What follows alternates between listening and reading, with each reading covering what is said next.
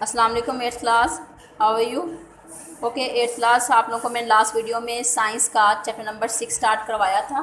ठीक है, chapter number 6 मैंने acid, alkalis, bases and salt से स्टार्ट करवाया हुआ था मैंने आप लोगों को। और इसका जो एसिड टॉपिक था, एसिड्स जो टॉपिक था, आप लोगों को ये मैंने कंप्लीट करवा दिया है। तो आज जो हमने आज की वीडियो में जो लेक्चर करना है, वो टॉपिक स्टार्ट करना है, वो अल्कलीज और बेसिस स्टार्ट करेंगे। ठीक है, चलें जी बेटा, एट्थ क्लास आप लोग साइंस की बुक खोलें और पेज नंबर आप लोग ओपन कर लें 84।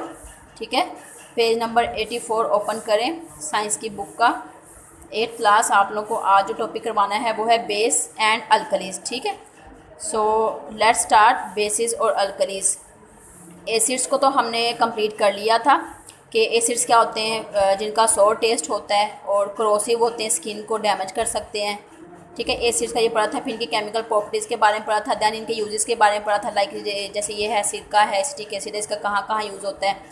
ऐसे ही आज जो टॉपिक है हमारा अल्कलीज और बेसिस का, वो हमने कंप्लीट करना है। ठीक है, चलिए जी स्टार्ट करते हैं बेसिस और अल्कलीज के बारे में। आए देखते हैं कि बेस क्या होते हैं और अल्कलीज क्या होते हैं। Many compounds have properties which are contrary to acids. ऐसे बहुत से कंपाउंड्स हैं, ठीक है, उनकी जो खसूसियात होती हैं वो एसिड्स के उलट होती हैं। एसिड्स का तो हमने पढ़ा था कोरोसिव इन नेचर, और ये पढ़ा था कि ये सॉर टेस्ट होता है। ठीक है, और ये भी पढ़ा था कि ये ब्लू लिटमस पेपर को रेड कर देता है। ठीक है, यही पढ़ा था ना हमने एसिड्स में। ठीक है बेटा, तो आज जो हमने बेस में पढ़ना है, उसकी जितनी भी प्रॉपर्टीज़ हमने पढ़नी वो एसिड्स के बिल्कुल उलट होंगी, इसके बरअक्स होंगी। ठीक है, सच कंपाउंड्स टर्म्ड एज बेसिस, इस किस्म के कंपाउंड को बेसिस का नाम दिया गया है। ठीक है बेटा, आगे है यहाँ पे क्वेश्चन लिखे आप लोग, डिफाइन अल्कलीज। देखिए आप question, define alkalis, short question है, अल्कलीज की डेफिनेशन लिखनी है। तो अल्कलीज किसे कहते हैं? The bases which are soluble in water are called alkalis. Bases जो कि पानी में हल हो जाएं उनको हम कहते हैं अल्कलीज। ठीक है, बेसिस जो पानी में हल हो जाएं उनको अल्कलीज का नाम दिया गया है। यहाँ पर क्वेश्चन राइट करें आप लोग, शॉर्ट क्वेश्चन। नेक्स्ट है, the word bases, the word alkalis has been taken from Arabic word कली विच मीन्स फ्रॉम एशिज। अब जो अल्कलीज वर्ड है वो कौन सा है? कली अरेबिक वर्ड से निकला है, कली अरेबिक वर्ड से निकला है, जिसका मतलब है एशिज। और एश का मतलब क्या है? एशिज का मतलब होता है राख। ठीक है, तो बेसिकली जो अल्कलीज हैं वो कहाँ से लाई गई हैं? राख से, एशिज से। ठीक है, ये वर्ड अल्कलीज कहाँ से लाया गया है? एशिज से। राइट, ये वाला आपका MCQs है। ठीक है, अरेबिक वर्ड कली which means from ashes. Next है, alkalies are obtain from the ashes of plants. Alkalies को कहाँ से हासिल किया गया है? पौधों की एशिज से, प्लांट्स की राख से, पौधों की राख से। ठीक है, नेक्स्ट पैराग्राफ है, इसमें तो हमने MCQs भी देख लिया, शॉर्ट क्वेश्चन भी अल्कलीज का देख लिया। नेक्स्ट है, अल्कली और बेसिस जो होते हैं, आर दी कंपाउंड्स, ये वो कंपाउंड्स होते हैं which produce hydroxide ions in their aqueous solution. जो एक्वस सोल्यूशन में, पानी के सोल्यूशन में कौन से आइन देते हैं? OH आइन। कौन से आइन देते हैं? OH आइन। यहाँ पे भी राइट करें आप लोग, क्वेश्चन लिखें, शॉर्ट क्वेश्चन यहाँ पे बेटा मेंशन करें आप लोग कि अल्कली और बेसिस से क्या मुराद है, ये डिफाइन कर लें। यहाँ पे शॉर्ट क्वेश्चन आप लोग डिफाइन कर लें, डिफाइन अल्कलीज एंड बेसिस। ठीक है, अल्कली और बेसिस, उन्होंने क्या बोला है? अल्कली बेसिस क्या होते हैं? वो कंपाउंड्स होते हैं जो कि एक्वस सोल्यूशन में पानी के अंदर OH आइन देते हैं। चलिए ये आपको समझा देते हैं कि OH आइन ये कैसे देते हैं। ठीक है, यहीं पे बता देती हूँ आपको मैं, ये OH आइन कैसे देती है बेसिस या अल्कलीज। लाइक एग्जांपल मैं आपको देती हूँ, यहाँ पे जैसे हमारे पास है NaOH है। ठीक है, NaOH यहाँ पे लिख देते हैं।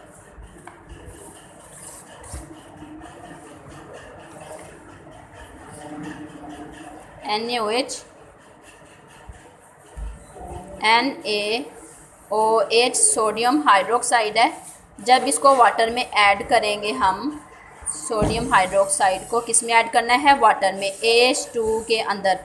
सोडियम हाइड्रोक्साइड को जब वाटर में ऐड करते हैं, हमने पढ़ा है कि अल्कलीज या बेसिस वो वाले कंपाउंड्स होते हैं, अल्कलीज, और क्या पढ़ा हमने? बेसिस।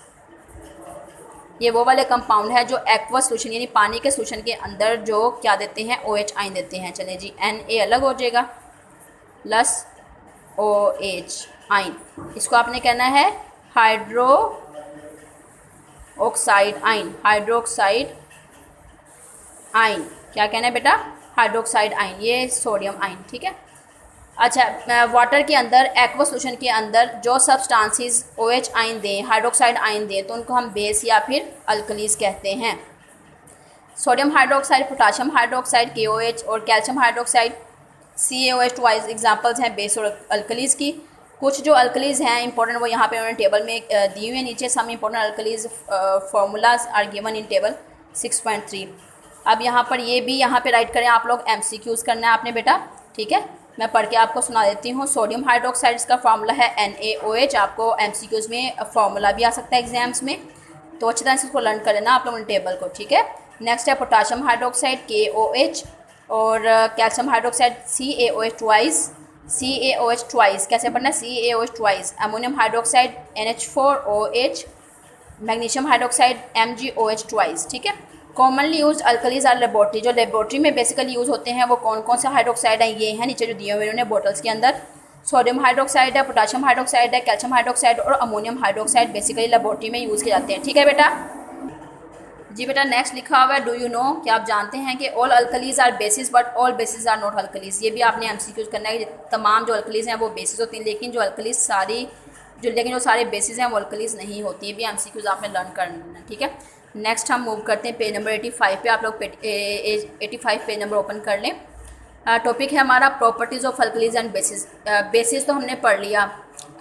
यहाँ पे देखें जी, बेसिस हमने बेसिक डेफिनेशन में पढ़ा है, OH आयन देते हैं। किस तरह से मैंने आपको अभी समझाया है कि OH आयन जो है वो एक्वा सोल्यूशन में देते हैं, और प्लस ये भी आप कह सकते हैं कि इसका बिटर टेस्ट होता है, कड़वा जायका होता है इसका, ये भी लिख सकते हैं, इसका बिटर टेस्ट होता है, कड़वा जायका होता है, और साथ में जो है वो स्लिपरी टच होता है।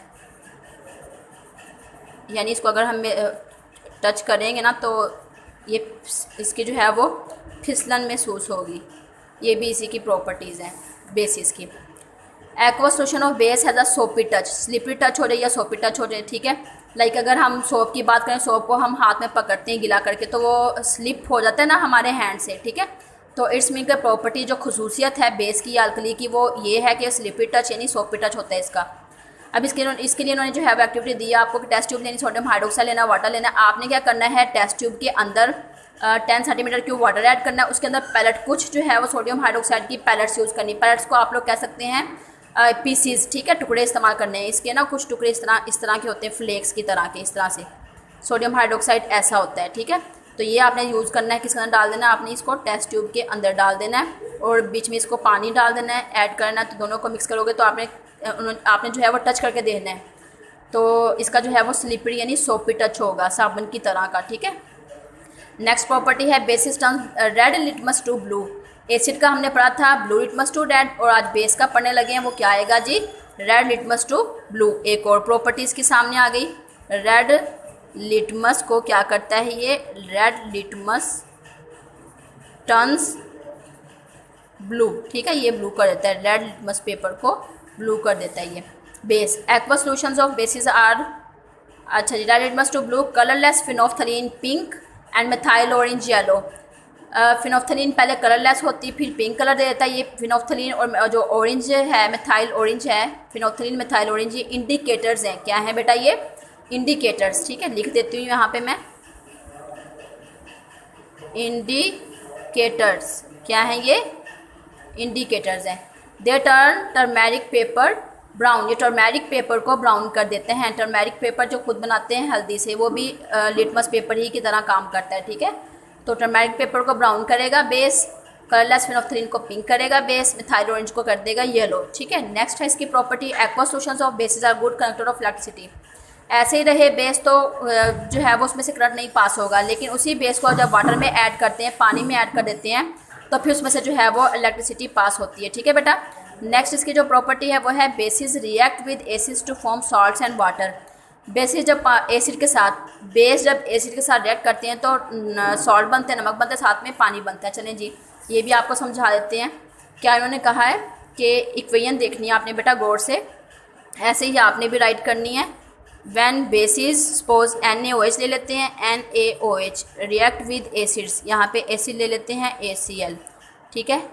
NaOH क्या है, बेस है, और ACl क्या है, एसिड है, इनका रिएक्शन करवाएंगे एसिड्स का और बेस का, तो क्या बनेगा, सॉल्ट बन जाएगा। देखिए NaCl सॉल्ट बन गया, ठीक है बेटा। और देखिए और क्या बच गया इसमें पीछे, देखते हैं, H2 हो गया, H2O और साथ में H2O यानी वाटर बन गया प्लस वाटर, ठीक है बच्चे। याद रखना है आपने इस रिएक्शन को अब आपने क्या कहना है, इस पूरे रिएक्शन को अब आपने नाम दे देना है न्यूट्रलाइजेशन रिएक्शन का। किसका बेटे, न्यूट्रलाइजेशन रिएक्शन, ठीक है बेटा। अब ये देखें, न्यूट्रलाइजेशन रिएक्शन वो रिएक्शन होता है जिसमें कोई भी बेस किसी भी एसिड के साथ रिएक्ट करता है, तब सॉल्ट बन जाता है प्रोडक्ट में और साथ में वाटर मिल जाता है, ठीक है। वाटर और सॉल्ट बनता है कब, जब एसिड्स को बेसिस को रिएक्ट करवाते हैं, तो इस प्रोसेस को कहते हैं न्यूट्रलाइजेशन।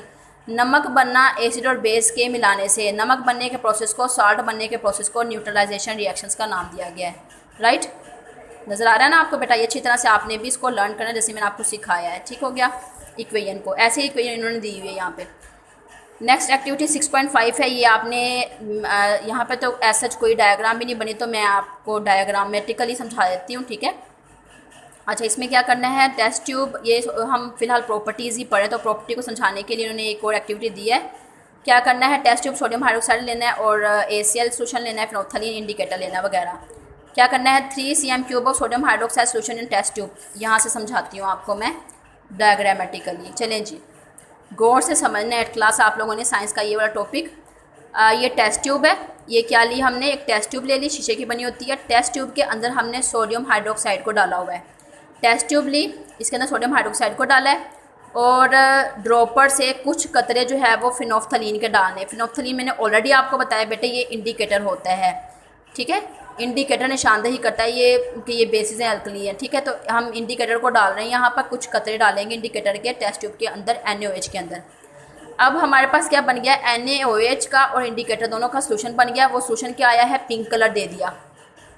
अभी मैं आपको बता के हटी हूँ, ये देखें जी, अभी मैंने आपको बताया है कि अगर फिनोल्फथलीन है, अगर हम यूज़ करेंगे किसी भी बेस को, जैसे NaOH को इस्तेमाल कर लेते हैं, बेस है ना ये, ठीक है। तो बेस के अंदर हम फिनोल्फथलीन को डालेंगे, पहले उसका कलर नहीं होता फिनोल्फथलीन का, जब बेस में डालेंगे तो फ़ौरन से वो कौन सा कलर दे देता है, फिनोल्फथलीन पिंक कलर। अगर मैं ना फिनोल्फथलीन यूज़ करूँ, अगर मैं मिथाइल ऑरेंज को यूज़ करूँ, तो फिर बेटा बताएं कौन सा कलर देगा। जब मैं मिथाइल ऑरेंज इंडिकेटर को NaOH के अंदर डालूंगी, बेस के अंदर डालूंगी, तो कौन सा कलर आएगा, येलो कलर, ठीक है। इससे पता चलता है कि हम बेस के बारे में पढ़ रहे हैं। किसके बारे में पढ़ रहे हैं, बेसिस के बारे में। अच्छा जी, सोडियम हाइड्रोक्साइड इंडिकेटर दोनों का रिएक्शन हुआ तो पिंक कलर आ गया, ठीक है। अब ये जो सोल्यूशन हमारे पास आया है टर्न्स पिंक कलर दे दिया। अब हमने क्या करना है, इसी सोल्यूशन को बीकर में डाल देना है, ऊपर से ACl के कुछ ड्रॉप डाल देना, थोड़ा सा ACl भी डाल देना, ठीक है। पिंक सोल्यूशन के अंदर, पिंक सोल्यूशन किसका था, NaOH का था और फिनोल्फथलीन का था, दोनों को फिर हमने बीकर में डाल के ऊपर से ACl डाल दिया है। अच्छा, फिर क्या करेंगे, इसी ACl को हमने ना चाइना डिश के अंदर निकालना है। ये इसी तरह की शेप की होती है चाइना डिश, ये होता है बीकर, ठीक है। ये चाइना डिश है और ये टेस्ट ट्यूब है। चाइना डिश के अंदर हमने सोल्यूशन को, देखो सोल्यूशन को डाल दिया, ठीक है। अब कुछ देर के लिए हम इसको क्या करेंगे, इवेपोरेट टू ड्राइनेस, इसको खुश्क होने के लिए रख देंगे। क्या होगा, पानी सारा उड़ जाएगा, चाइना डिश के अंदर पानी सारा उड़ जाएगा, पीछे क्या रह जाएगा। क्या आपने ऑब्जर्व किया, हमारी ऑब्जर्वेशन रही कि NaCl salt form, NaCl salt जो है, सोडियम क्लोराइड नमक जो है पीछे बच जाएगा, ठीक हो गया बेटा। कैसे, इसी रिएक्शन से, इस रिएक्शन से। तो ये भी हमने कर ली, ये आपने लर्न करी, टिक लगाया मैंने, आपने ये वाली याद करनी है। नेक्स्ट इसकी property, alkalis when heated with ammonium salt, जब अल्कलीज को अमोनियम साल्ट के साथ, अमोनियम साल्ट कौन सा हो सकता है, लाइक यहाँ पे हम लिख लेते हैं NH4Cl हो सकता है, अमोनियम क्लोराइड। इसके साथ जब अल्कलीज का रिएक्शन करवाते हैं ना, तो प्रोड्यूस अमोनिया गैस, तो अमोनिया गैस प्रोड्यूस होती है। अमोनिया गैस कौन सी हो सकती है, NH3 ammonia gas. We can identify ammonia gas by its pungent smell, हम कैसे पता लगा सकते हैं कि अमोनिया गैस प्रोड्यूस हुई है, इसकी चुभने वाली स्मेल से। पुंजेंट का मतलब होता है चुभना, चुभने वाली स्मेल। पुंजेंट स्मेल कौन सी स्मेल होती है बेटे, चुभने वाली स्मेल, ठीक है। अमोनिया का पता लगा सकते हैं। Ammonia also turns moist red litmus paper blue, इसके अलावा अमोनिया और कैसे पता लगा सकते हैं कि अमोनिया क्या करेगी, रेड लिटमस पेपर को ब्लू कर देती है, इसका मतलब अमोनिया भी फिर बेस होगी। अमोनिया गैस भी बेस होगी। कैसे? रेड को अगर ब्लू कर देती लिटमस पेपर को, इसका मतलब फिर ये भी डेफिनेटली बेस की बात कर रहे हैं हम। नेक्स्ट पेज नंबर 86 ओपन करें बेटे आप लोग। ये लें जी, ये रिएक्शन आ गया जो मैं बोल रही थी यहाँ पे अभी। कैल्शियम हाइड्रोक्साइड उन्होंने लिया है, ये देखें डायग्राम में ये रिएक्शन करवा रहे हैं। ये टेस्ट ट्यूब है आपके पास, एक शीशे की बनी हुई, ठीक है। इस टेस्ट ट्यूब के अंदर कैल्शियम हाइड्रोक्साइड डाला हुआ है और साथ में अमोनियम क्लोराइड साल्ट डाला है, दोनों को, ठीक है। और कॉर्क की हेल्प से जो है वो इन्होंने ये जो डिलीवरी ट्यूब है इसका एक सिरा टेस्ट ट्यूब के अंदर रखा है और उस डिलीवरी ट्यूब का एक सिरा जो है वो बीकर के अंदर रख दिया और बीकर को इसके ऊपर उल्टा रखा है। या जार को रख सकते हैं या बीकर को रख सकते हैं। बेसिकली जो हम यूज़ करते हैं ना गैसेस को बनाने के लिए, इकट्ठा करने के लिए, हम जार्स का इस्तेमाल करते हैं। किसका इस्तेमाल करते हैं? जार का, ठीक है। तो इसके ऊपर एक जार जो है वो उल्टा रख दिया हुआ है, इसको भी जो है वो बंद कर दिया दोनों सिरों से। अच्छा, अब क्या होगा जब कैल्शियम हाइड्रोक्साइड का रिएक्शन करवाएंगे अमोनियम क्लोराइड के साथ, दोनों का रिएक्शन होगा, तो इनके रिएक्शन के रिजल्ट में अमोनिया गैस प्रोड्यूस हो जाएगी। देखिए इस ट्यूब से सारी गैस निकली है, ये बबल्स जो एराइज हुए, इस बबल से पता चल रहा है कि अमोनिया गैस इसमें प्रोड्यूस हुई है। साथ में क्या हुआ है? सॉल्ट भी प्रोड्यूस हुआ है, ठीक है। CaCl2, अब किस तरह से रिएक्शन भी आपको बता देते हैं। CaCl2 ये आ गया, साथ में H2O भी आ गया वाटर, साथ में NH3 भी आ गया अमोनिया, ठीक है। नेक्स्ट इसकी property, alkalis react with fats to form soap. साबुन कैसे बनता है? ये आ गया जी। साबुन कैसे बनेगा? जब अल्कलीज यानी जो बेसिस हैं उसका रिएक्शन हम चर्बी के साथ करवाएंगे, फैट्स के साथ करवाएंगे तो साबुन बनता है, सोप बनता है, ठीक है जी। नेक्स्ट टॉपिक, यहाँ तक तो हम इसकी प्रॉपर्टीज़ पढ़ चुके हैं, पहले इसकी डेफिनेशन पढ़ी थी। जो नेक्स्ट टॉपिक हमारा है 8th क्लास साइंस का, वो है uses of basis and alkalis. Like previous जो आप लोगों को मैंने लेक्चर दिया था, तो लास्ट जो वीडियो बनाई थी उसमें भी हमने एसिड्स के यूजेस भी पढ़ लिए थे, तो इसमें भी हम बेसिस के यूजेस पढ़ेंगे, ठीक है। सो स्टार्ट करते हैं। सबसे पहले यहाँ पे है सोडियम हाइड्रोक्साइड NaOH है, तो यहाँ पे क्वेश्चन हर एक में बन सकता है, तो आप भी फर्स्ट क्वेश्चन यहाँ पे राइट कर लें। शॉर्ट क्वेश्चन है, write some uses of NaOH, sodium hydroxide के कुछ इस्तेमालात लिखें। तो इसके इस्तेमाल क्या क्या हैं? Soap, textile and plastic industry. NaOH जो है बेस, सोडियम हाइड्रोक्साइड जो बेस है वो साबुन बनाने के लिए भी इस्तेमाल किया जाता है, मुख्तलिफ किस्म के साबुन बनाने के लिए इस्तेमाल करते हैं। टेक्सटाइल, कपड़ा बनाने के लिए भी, प्लास्टिक बनाने के लिए भी इसको इस्तेमाल किया जाता है। पेट्रोलियम रिफाइनिंग, पेट्रोल को साफ़ करने के लिए भी NaOH का इस्तेमाल करते हैं। रिफाइनिंग का मतलब होता है साफ़ करना इम्प्योरिटीज से, कसाफ्तों से। नेक्स्ट है मेकिंग रेयन। रेयन क्या होता है? एक खास किस्म का धागा होता है जो हम फैब्रिक में इस्तेमाल करते हैं, कपड़ा बनाने के लिए इस्तेमाल करते हैं, उसमें भी हम सोडियम हाइड्रोक्साइड का यूज़ करेंगे। नेक्स्ट इसका है लास्ट यूज़ है सोडियम हाइड्रोक्साइड का, the manufacture of paper, pulp and medicine. Medicine अद्वियात बनाने के लिए, पेपर पल्प, पेपर का गुदा बनाने के लिए, जो थिक फॉर्म होता है, थिक पेस्ट होता है पेपर का, ठीक है, उसके लिए भी हम सोडियम हाइड्रोक्साइड का यूज़ करते हैं। नेक्स्ट है calcium hydroxide. Calcium hydroxide CaOH twice, चलिए यहाँ पे मैं राइट भी कर देती हूँ, साथ में इनके फार्मूला CaOH ट्वाइस और एज इट इज़ यहाँ पे है NaOH उन्होंने ऑलरेडी लिखा हुआ है। In the manufacture of bleaching powder, जो ब्लीच बनाते हैं ना, ब्लीचिंग पाउडर होता है, उस पाउडर के अंदर कैल्शियम हाइड्रोक्साइड बेस का इस्तेमाल किया जाता है। As a dressing material for acid burns, जो हमारा बॉडी पार्ट अगर एसिड गिरने की वजह से जल गया हो तो वहाँ पे उस बॉडी पार्ट पे उसकी पट्टी करने के लिए जो हम कपड़ा लगाते हैं उसमें भी हमारे पास जो कैल्शियम हाइड्रोक्साइड है वो यूज़ किया जाता है। नेक्स्ट इसका है यूज़ इसका in making lime sulphur sprays to be use as fungicide. Sulphur spray बनाने के लिए भी कैल्शियम हाइड्रोक्साइड का इस्तेमाल किया जाता है। अब सल्फर स्प्रेज किस लिए इस्तेमाल हो रही हैं? फंजीसाइड। फंजीसाइड क्या होता है बेटा? ये भी केमिकल्स ही होते हैं। फंजीसाइड्स क्या होते हैं? केमिकल्स होते हैं जो फंजाई को किल करने के लिए इस्तेमाल किए जाते हैं। Next as a water softener, पानी अगर हार्ड है, हार्ड वाटर को सॉफ्ट बनाने के लिए भी हम कैल्शियम हाइड्रोक्साइड का इस्तेमाल करेंगे। अब कैसे पता चलेगा वाटर हार्ड है या सॉफ्ट है? वाटर हार्ड इस तरह से होता है अगर वो सही तरह से सोप जो सही तरह से जो है वो नहीं बना रहा, फोम ना बना रहा, झाग नहीं बना रहा। साबुन अगर इस्तेमाल करें पानी के साथ मिलके झाग नहीं बना रहा, इसका मतलब पानी हार्ड है। लेकिन अगर वो पानी के साथ साबुन मिलके जो है वो सही लेदर बना रहा है, झाग बना रहा है, ठीक है, इसका मतलब वो सॉफ्ट है। तो पानी को सॉफ्ट करने के लिए भी हम कैल्शियम हाइड्रोक्साइड का इस्तेमाल करते हैं। लास्ट का यूज़ है for neutralising acidity present in soil. अगर मिट्टी के अंदर जब हमने प्लांट्स को उगाना है, वहाँ पे पौधों को वेजिटेशन करनी है, तो अगर मिट्टी के अंदर एसिडिटी बहुत ज़्यादा हो गई है, यानी मिट्टी में एसिड ज़्यादा हो गया है मिकदार में, तो उसको कम करने के लिए, उसकी रिएक्शन को कैंसिल करने के लिए हम क्या करेंगे? कैल्शियम हाइड्रोक्साइड का भी यूज़ करेंगे। अब जब भी एक और बात मैं आपको बता दूं बेटा, जब भी एसिडिटी जहाँ पे हो ना, जहाँ पे एसिड्स की बात की जाए, वहीं कहीं ना कहीं बेस ज़रूर यूज़ किया जाता है। क्यों? क्योंकि अगर एसिडिटी बढ़ जाए तो वहाँ पे बेसिडिटी का होना ज़रूरी होता है। लास्ट है अमोनियम हाइड्रोक्साइड NH4OH, इसका कहाँ कहाँ यूज़ होता है? To remove grease from window panes. Window pane जो होते हैं, जो खिड़कियाँ होती हैं, उसके ऊपर जो ग्रीस के दाग होते हैं उसको रिमूव करने के लिए अमोनियम हाइड्रोक्साइड का इस्तेमाल किया जाता है। अब यही डायरेक्ट हमने इसी बेस को इस्तेमाल करना नहीं बेटा, ऐसा नहीं होता। हम इसको जो है वो किसी केमिकल के बनाने के लिए इस्तेमाल करते हैं, वही केमिकल जो है वो फिर फर्दर इस तरह के इस्तेमालात में हमारे पास आता है, ठीक है। इसका नेक्स्ट यूज़ है to remove ink spots from cloth. कपड़ों के ऊपर से इंक के दाग धब्बे दूर करने के लिए भी हम अमोनियम हाइड्रोक्साइड का इस्तेमाल करते हैं।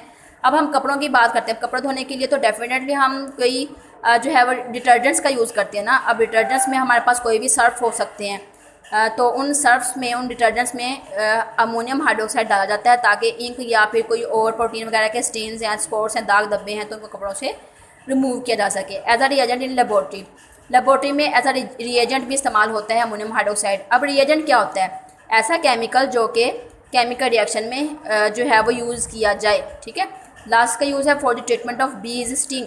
अगर मक्खी ने डंग मारा है, काट लिया है, तो उसके डंग को निकालने के लिए, बी स्टिंग के लिए, उसके इलाज के लिए भी अमोनियम हाइड्रोक्साइड का यूज़ किया जाता है, बिकॉज ये एक बेस है। ओके बेटा, यहाँ तक तो हमने जो है वो बेस कंप्लीट कर लिया, हमारा बेस सेक्शन जो है वो कंप्लीट हो गया है।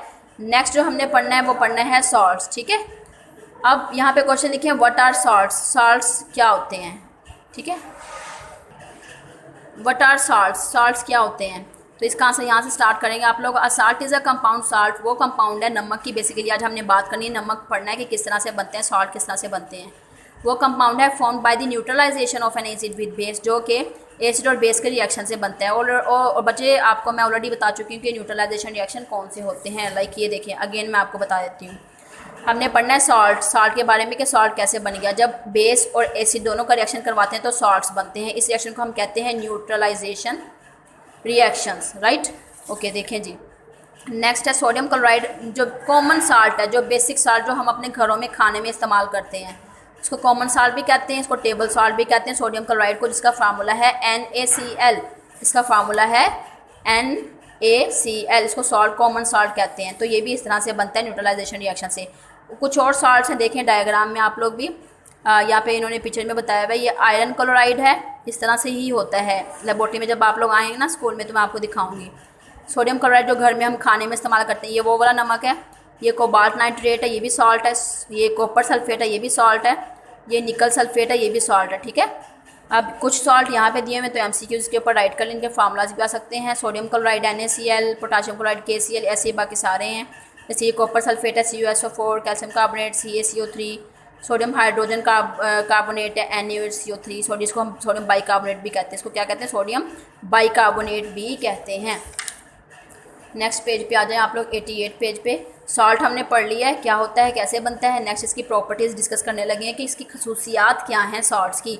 लाइक हमने जो फर्स्ट अपना टॉपिक कंप्लीट किया था इस चैप्टर में, फर्स्ट हमारा टॉपिक था एसिड्स के बारे में कि एसिड्स जो हैं वो क्या होते हैं। फिर देन उनकी हमने प्रॉपर्टीज़ पढ़ी थी और उसके बाद उनसे यूजेस पढ़े थे, ठीक है ना। तो ये देखें, एसिड्स के बारे में हमने पढ़ लिया है। फिर हमने अल्कलीज बेस का पढ़ा आज, और आज जो है वो हम पढ़ रहे हैं वो सॉल्ट्स के बारे में। सॉल्ट बन गए, अब इसकी प्रॉपर्टीज़ पढ़ने लगे हैं। फर्स्ट इसकी प्रॉपर्टी खसूसियत है salt exist in solid state. Salt जो है वो बेसिकली सॉलिड स्टेट में होते हैं। जैसे ये मैंने आपको दिखाया ना, ये सारे देखें, ये सॉलिड स्टेट में है सारे के सारे सॉल्ट्स, ठीक है। सॉलिड यानी जो ठोस होते हैं, जैसे हम घर में नमक इस्तेमाल करते हैं वो भी सॉलिड स्टेट में होते हैं। There are found in crystalline, और क्रिस्टलाइनिक कलमों की शक्ल में होते हैं, क्रिस्टल की फॉर्म में होते हैं, ठीक है। और इन पाउडर, कुछ जो है वो साल्ट पाउडर की फॉर्म में होते हैं। They have high melting and boiling points. जो साल्ट्स होते हैं, जितने भी साल्ट है, सॉलिड होने की वजह से इनके मेल्टिंग बॉइलिंग पॉइंट जो है वो ज़्यादा होते हैं। नेक्स्ट इसकी property, generally salts are soluble in water. आमतौर पे तो जो जितने भी साल्ट होते हैं, नमक होते हैं, पानी में हल हो जाते हैं, सोल्युबल हल होना। However the salt like calcium carbonate, जैसा कि कैल्शियम कार्बोनेट है, CaCO3 है, लेड क्लोराइड है, और PbCl2 है, कैडमियम सल्फेट है, इस तरह के जो साल्ट्स होते हैं वो पानी में हल नहीं होते। आर इनसोल्युबल इन वाटर, ये भी MCQs कर लो, आपसे पूछा जा सकता है कि किस किस्म के साल्ट जो है वो पानी में हल नहीं होते। MCQs में आ गया। और यहाँ पे क्वेश्चन आप शॉर्ट लिखेंगे, write down the properties of salt. Short question लिखेंगे, प्रॉपर्टीज़ ऑफ साल्ट्स, ठीक है, साल्ट की क्या प्रॉपर्टी है।